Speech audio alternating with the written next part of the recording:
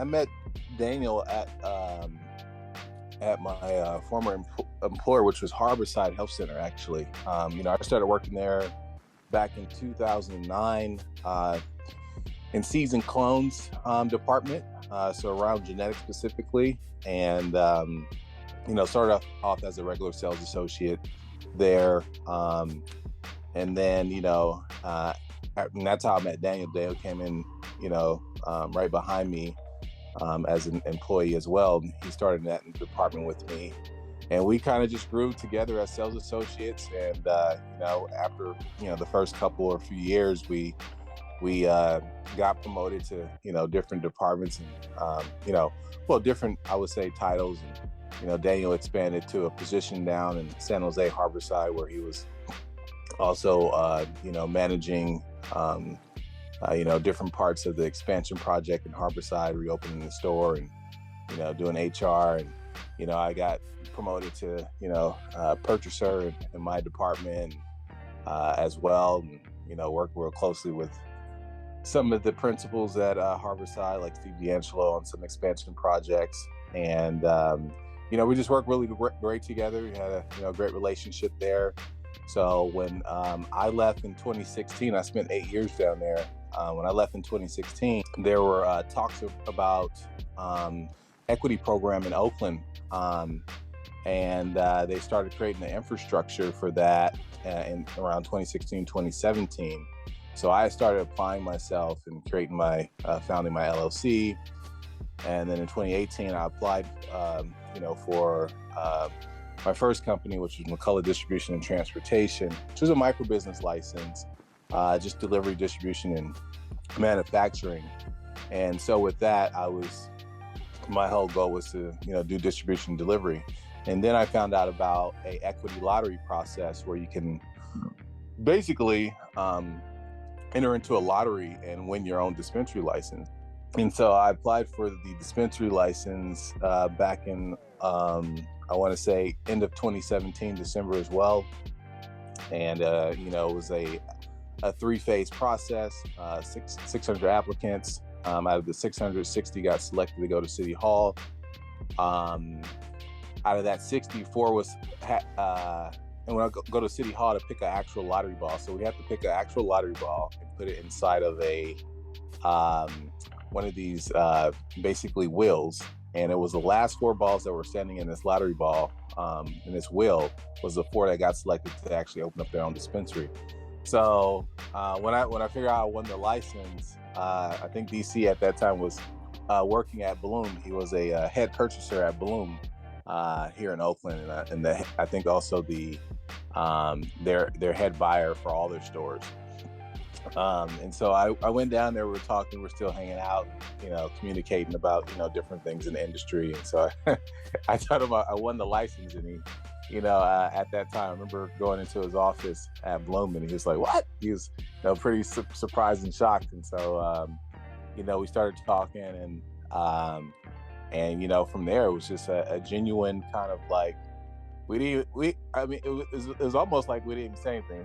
It's like we both knew, like, okay, we're linking up, and we're gonna joint venture together. We're gonna partner, and we're gonna make this happen. So we didn't really have too many words. It was just like, okay, let's do this, So and that's just based on our previous relationship. We have a lot of trust, and for each other, we work well together. And we really balance each other out really well.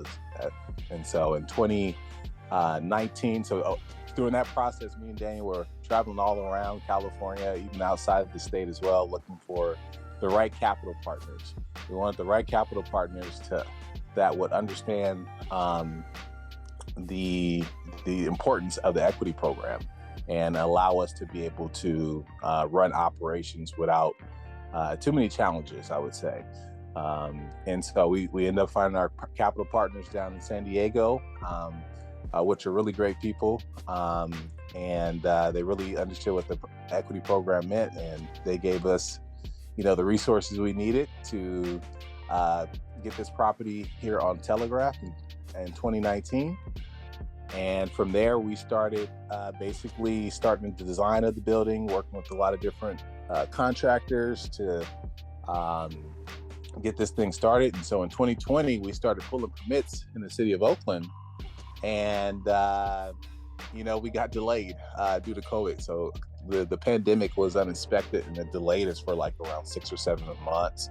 The city of Oakland didn't really have a way to work remotely immediately. So that delayed us for a while. And then when we started building in 2021, we got delayed again on our project due to the shipping wars and a lot of our security hardware being left out in the ports. So we dealt with a lot of challenges through this process. And then 2022 came around. We finally opened up our doors on 4/20 for a soft opening. And then we had a break-in, about a month after that. We were supposed to be having a huge grand opening with media, press, and a lot of political figures out there, such as the city administrator, potentially the mayor, a lot of prominent news outlets, like I said. We're just going to have a lot of people there to help us out and get the story out there. So we had this break-in, and so we had to postpone all that. But we still managed to have a huge grand opening, which was a success. And, we're here today. For me, at the end of the day, what I realized once I started actually going out there in the market and searching for different partners that would help on the capital side, the few things I started to notice immediately is that, since we had this license that was valuable, and it was, the first time that, Oakland released another set of license in the recreational market. And so it was a lot of people very interested in getting to the Oakland market. So there was a lot of curiosity and I would say demand. So it wasn't really hard, getting in front of people and interview people. The challenging part was finding the right people that understood, like I said, about the equity program and really wanted to allow an equity candidate like myself and a partner like DC that's been in this space for over 10 years, a decade of experience, to come in and run and operate the store. That wasn't the case. Most people that had the money, most of the capital partners that had the money, they wanted to run the show, and so even though they, potentially they may not have any experience in operating a dispensary, they still wanted to control everything. And that was one of the things that myself and Daniel, we wanted to control, because that's our pedigree. That's what we know well, is the culture of the cannabis community, dispensary retail specifically, and we wanted to run our show the way we wanted to run our show. And so we interviewed, I can tell you, we probably interviewed at least 10 different potential candidates, and out of those 10, we only found one, to be honest with you. And so that was really the challenge. It was kind of consistent through all of the people we interviewed, is that they had the money, they wanted to have control over everything in operations. Me and Daniel would have never gotten the title that we've gotten in our store based on the people we've interviewed. They already had the idea of how they wanted things to be managed and set up, and they were like, no. And so it was really challenging, but it was fun, because me and Daniel, we're the type of people, even though we knew the interview probably wasn't going to work out, we would take that interview anyway, because it was a prospect of us learning something. And you never know what comes out these meetings, but at the end of the day, what comes out of every meeting is a learning experience. And that's what me and Daniel always are up for, is a chance to learn and grow from each experience. And so we took some of these meetings, even though we know these partners wouldn't work out, because we wanted to learn and because it was a fun process. We love what we do. So I'll let DC chime in on this one as well. Just two little things for me, because me and Rickey, we're both young. Like, we're both under 40. We're just in our 30s, So a lot of guys, they're dismissive. They're like, oh, what do these kids know? They don't know anything. Like, well, check it out. We've been doing this almost more than we haven't been doing it in our lives, right? Almost, literally. And me and Rick, we always knew what we were doing with this stuff. This is like breathing for us, right? And then here we are, like about 90, 120 days in, and we're doing well. And really, we stuck to what we believed in. And a lot of it came down to me and Rick, like, like you said, we worked at Harborside, and that was a really like medical focused like business. We get a lot of like cancer patients and soldiers with PTSD and missing limbs and people going through chemo. So that kind of background for us was important. And we were looking for people who also kind of like shared that and not treat people like cows to the slaughterhouse, how they just want to mark people up 4 times the price range. And you know what I mean? It's not really cool anymore like that, right? All the corporations got involved. And that's something we kept it real, kept it Oakland, 100% all the way. And people really seem to appreciate that. And we're a small family business. So when people come in, or like even our managers, we all worked with each other at Harborside for 10 plus years. We all worked as bud tenders and receptionists and learned from the ground up. And you fast forward like 15 years later, we're all grown-ups now, and we have an opportunity to kind of do it the way we wanted to. So yeah, long story short, a lot of sharks were trying to just take advantage of us. They're very dismissive of our experience and who we are. Also, because me and Rick, he's Black and I'm Asian. You don't really see Black and Asian owners in this industry. It's all middle-aged white dudes or a bunch of Chads or whatever, right? So it's different, like, for us. And even to this day, people come in and they'll be like, "You guys are the owners?" And like kind of question thing. They'd be like, "Okay, where's the rich white dude like behind all this?" And we're like, "Nah, man, like check it out. This is us." You know what I mean?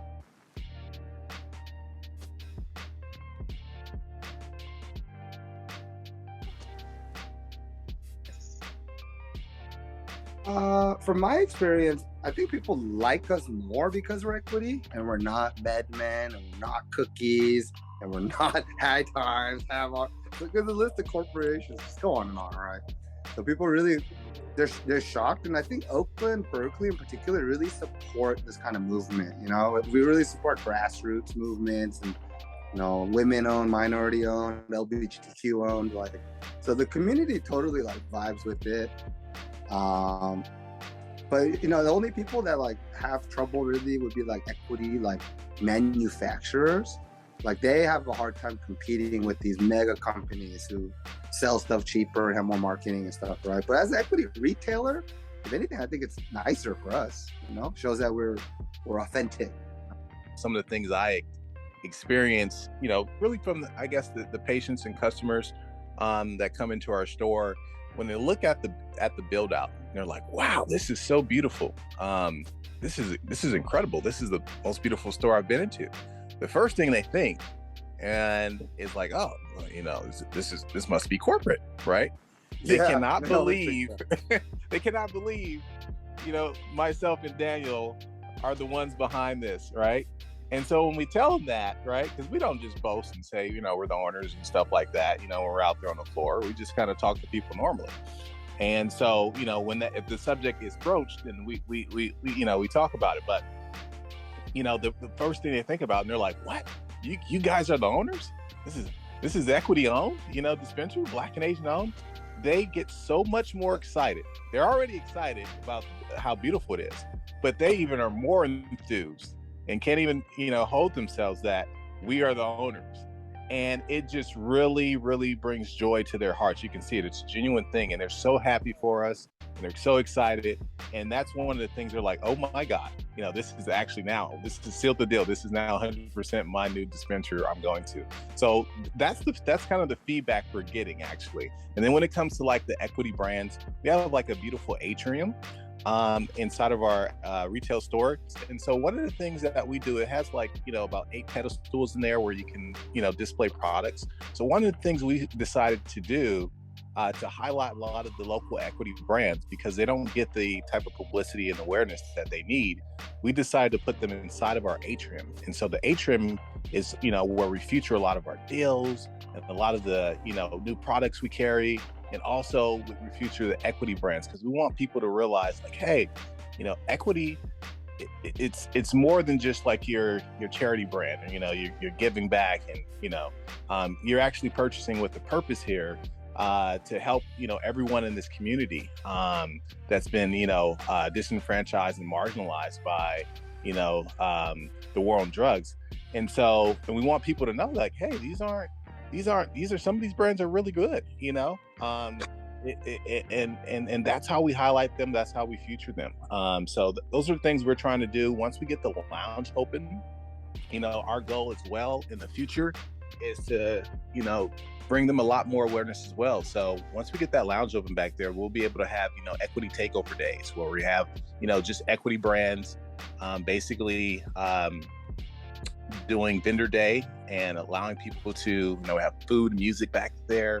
A lot of the great thing about the lounge, you can do tasting as well. So that, people can go back there and do actual tasting and sampling of their products, which is pretty cool. And then they can actually purchase it right after that in the retail store or from the lounge. So those are the things that we're trying to do to help the equity program, or the equity brands, I should say. And then that's just my experience from, experience the stigma, but it's a stigma that's, I want to say,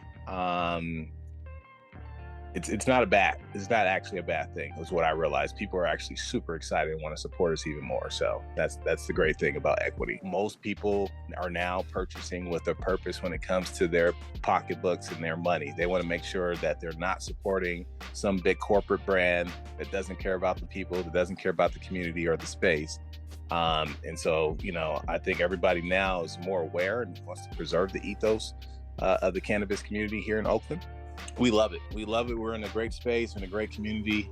Yeah, about 30%, 20 to 25, 30% of our menu, we try to keep it equity brands. And equity brands, like you said, women owned, minority owned, LGBTQ owned. But the thing is, there's not too many different types of equity brands and products out there. Most equity brands don't have the money to set up their own grows and their own labs and stuff. So they're white labeling, which means they're just buying stuff off of other people and putting it into their bags, So you really encounter a problem where a lot of the equity brands all have the same stuff. And then they don't really move as much in volume, so it gets old. So it's a little bit tougher. If I was an equity flower company, I would have a lot more gripes and problems, But as equity retailer, if anything, we take it on ourselves to feature those guys, you know what I mean? And we don't carry certain brands not to name drop, but Select and Cresco and these big publicly traded Canadian companies. We don't really support them, and we'd rather support a lot of locally owned companies like Oyo de la Sol, Kingston Royal, Canna Burst, SF Roots. The list of equity brands that I feel deserve a spot is a lot smaller than there really are available. And then, yeah, it's just up to I don't know, most dispensaries, because they're corporations, they only care about margins. They don't care who's making it or who grew it. They just care about the bottom line, right? But that's something me and Rickey, we always do. We ask people where do you grow it from? Who are the farmers? Is it sustainable? Blah, blah, blah, blah, blah, and try to weed out bad guys or whatever, So. For us, what we want to do within the next year, our goal, let's just keep it for a year, is to get this get the rhythm and everything dialed in for the retail store as much as possible. But also, we're going to be implementing our house brand, which will be coming up here in the next couple of months or so. So that's really important for us, is for people to, get a very reasonable price house brand. A lot of our community members have been asking for it, so that's coming in pretty soon. The next big thing for us is to get this lounge open for next year, because that's really one of the unique pieces, and we believe that this piece also is going to not just help us, but also help out the community here, because this is a community center, if you think about it, right? So it's a place for you to consume, but it's also a place where you can, get entertained, and people can come together from all walks of life and have a good time. And that's what it's all about, is bringing people together, and letting people know who we are, and all the cool things that we can provide to the community. So this retail, this entertainment space is also will be utilized as a event space for private events for brands, for the community space and outside of community space. So you can imagine all the cool things we're going to be doing back there. the next thing, our goal, after getting the lounge open, we're also looking, for expansion. So we truly believe that once we get this model dialed in, that we will be expanding the Rooted brand throughout, potentially California, but we really want to go nationally. We don't know exactly what that looks like right now, but we have a strong feeling that, we will be expanding here after the next year or two. So that's really our goal. And, as long as it's, a natural kind of harmonic flow to how we expand, we're all about it. So I'll let DC go in and chime in if he wants to add anything to this, but that's really our goal. We're trying to, we understand we've been in this industry for a while. You can't grow too fast, right? A lot of people that grow too fast and try to do too much at one time, it's usually a problem. So we understand, we just kind of, go with the flow. We plan, we have our goals, but we don't try to take on too much at one time. And so that's just from us being in the industry for a long time and knowing that, hey, finish one project, make sure it's operating, it's in rhythm, everything's working, then move on to the next. So we want to kind of, do things in a systematic way to where we can actually handle and control everything, because it's just the two of us at the end of the day. So we don't have a lot of support and resources at our hands to really, take on a lot of projects at one time. And one thing that separates me and Rick from other clubs is that we didn't come into this to make money. Even when we worked at Harborside, they paid us like $9 an hour when we started, right? But we're stoners and we love smoking weed and we love cannabis, we love growing it and stuff like that, right? So if anything, like that's kind of like just a little different from the other owners that I know. They look at the report and the sales, and they look at their employees as a number and customers as a number. Shoot. I mean, me and Rick, we just love the plant, we love cannabis, and we're just very blessed to be able to do this for a living, I guess, So it's not like I don't even feel like I work half the time. I'm sitting here doing what I'm doing, hanging out with you guys, you know what I'm saying? Am I really working or am I just chilling? You know what I'm saying? You gotta think about that sometimes, right? So for me personally, it's seeing the people grow. Because when we hired all of our staff, they're very green, right? They're all really young. And over the last 90 days, I've seen them grow and develop, you know what I mean? So that's been the most fun part for me. I remember being like that too. Before I worked at Harborside, I worked at Wells Fargo, and I was in banking and shit like that. And I smoked weed, but I didn't really know everything, right? And then I just remember seeing myself progress, and I'm seeing the same thing with the kids now. So it just takes me back to 15 years ago, you know what I'm saying? And we feel like older brothers / father figures in some ways, you know what I mean? So it's just interesting, that's all. Yeah, I think I'll kind of echo that, just watching the growth of this project, I think has been really inspiring as well. Watching from 2018 till now, and everything that we was involved in to get to this point. It was a journey, and even getting the doors open now, like I was telling DC, I was like, man, we only been open for 3 months, and I'm like, feels like we've been open for 2 years, but me and DC been on this journey for over 3 years before we even got the doors open. So just to watch the growth of the project, of ourselves as well. There's a lot of things that I see within ourselves, a lot of transformation for the good, which it's been fantastic. I know me and DC were just talking about that recently. Everything's just, kind of getting better, everything, our employees, our engagement with the community, our growth within the community as well. So we're going to be doing a lot of things to involve more community members and have a lot of events and attractions there. So that's been awesome. The employees, yes, watching them grow and them come out of their cocoon and start to become, their beautiful butterflies and, going through that amorphous process, transformation. So it's been really awesome watching the growth of every aspect of this project and journey. So that's probably want to say been the most inspiring. It's just watching our success, you know, because we haven't had really a chance to sit back and really look at what we created. I think we did that maybe once or twice. It's kind of challenging to do when you're always busy. But I remember when me and Daniel were just kind of in the store by ourselves when we first were getting ready to open up. And we had time to just sit there and we were kind of watching the sun just kind of like come through the window and watching the lighting hit all the displays. And we just had this all moment. We're like, oh my God. We're like, wow, this is actually beautiful. We created something amazing here. And so we haven't had that chance really to sit back and see what we created, you know, but we do know we created something pretty awesome just by the feedback of the community. But we're just so in it and doing the day to day, we don't have a chance to really look up and be like, okay, this is awesome. But we know we created something awesome. We put our hard work and effort into it and passion into it. And so, yeah, we just haven't had a chance to like really sit back and look at it from a third party perspective. But yeah, this whole journey's been inspiring and it's still inspiring, you know, all the different aspects that we have to grow into and create. So, yeah, we're happy, you know, like we said, the community's happy.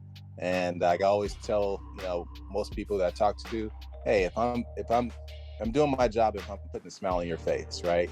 And that's how I get charged up, is, you know, making people happy. And as long as they walk away with a smile on their face, we're doing what we're supposed to be doing. And Jen, we're only like 40-50% of the way there. You know what I'm saying? Yeah. We still know the other distance, and then we can like really reflect and see what we made. You know what I'm saying?